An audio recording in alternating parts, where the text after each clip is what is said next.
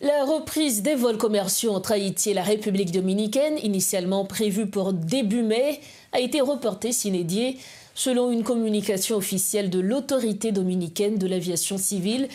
Cette décision s'explique par l'absence de signature de certains protocoles techniques et sécuritaires jugés indispensables pour encadrer la reprise des liaisons aériennes. De leur côté, les autorités haïtiennes continuent toutefois d'affirmer leur volonté de relancer rapidement ces vols afin de faciliter les échanges économiques et les déplacements entre les deux pays. Pour en parler, nous recevons l'ancien ambassadeur Edwin Parison. Monsieur Edwin Parison, bonsoir. Merci d'être avec nous à Métronion ce soir. Bonsoir Madame Rose-Berline et bonsoir à l'auditoire de Radio T Métropole. C'est un plaisir pour nous avec nous, comme toujours. Merci, également plaisir partagé. La nouvelle a l'effet d'une bombe le week-end dernier. Il n'y aura pas de reprise de vol entre Haïti et la République dominicaine. Un report sine die. On s'est entretenu la semaine dernière justement concernant cette décision, Monsieur Parison.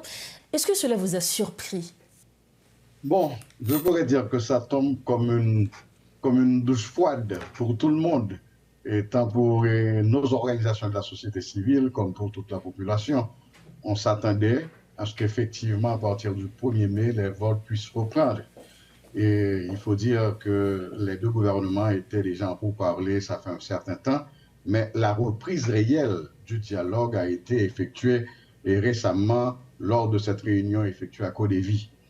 Et donc, le fait que ce soit en premier lieu la République dominicaine, et pratiquement, c'est le gouvernement dominicain qui a annoncé le report de la reprise et des vols, ça nous a préoccupé un petit peu au niveau de la Fondation Zilé, vu qu'il y a eu une déclaration conjointe pour annoncer la bonne nouvelle, et maintenant c'était seulement la République dominicaine jusqu'à la réaction du gouvernement. Donc on dirait haïtien. qu'il s'agit d'une décision unilatérale.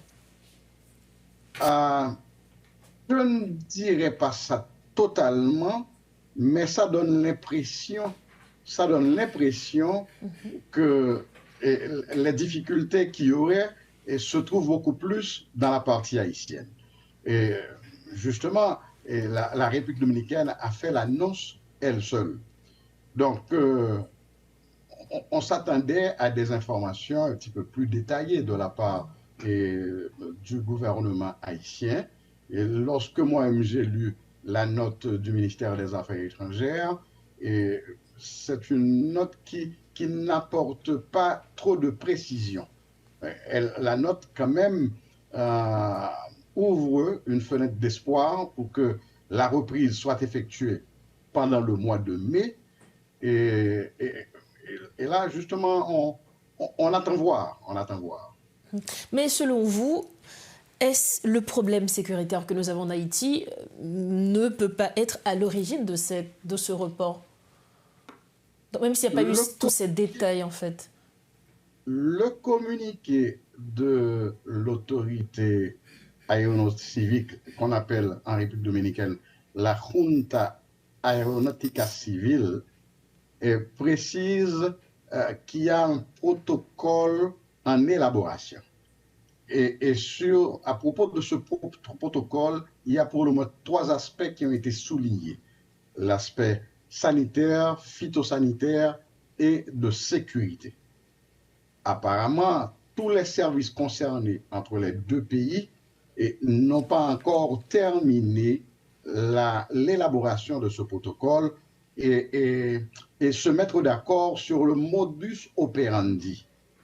Comment ça va s'opérer, comment on va exécuter ce protocole, et c'est ce qui apparemment aurait retardé la reprise des vols. Et c'est pour ça que nous insistons que les autorités auraient pu apporter beaucoup plus de détails, beaucoup plus de précisions à propos de cette nouvelle qui est quand même un petit peu inquiétante, vu que du côté dominicain, le report, comme vous le disiez tout au début, est sans une date précise. Et quoique du côté haïtien, l'on parle du mois de mai. Et on espère bien que le mois de mai pourrait nous permettre de reprendre les vols. Justement, on l'espère et on espère que la prochaine fois qu'on va vous recevoir à Metro News, on n'aura pas à parler justement de notre report des vols. Merci infiniment à vous. Je ne pense pas. Oui, merci infiniment à vous, Monsieur Edwin Parison. Merci beaucoup d'avoir participé à Metro News avec nous ce soir. Avec plaisir, comme toujours. Merci encore. Voilà donc les précisions de Monsieur Edwin Parison de la Fondation Zilé. Il était l'invité de Metro News ce soir.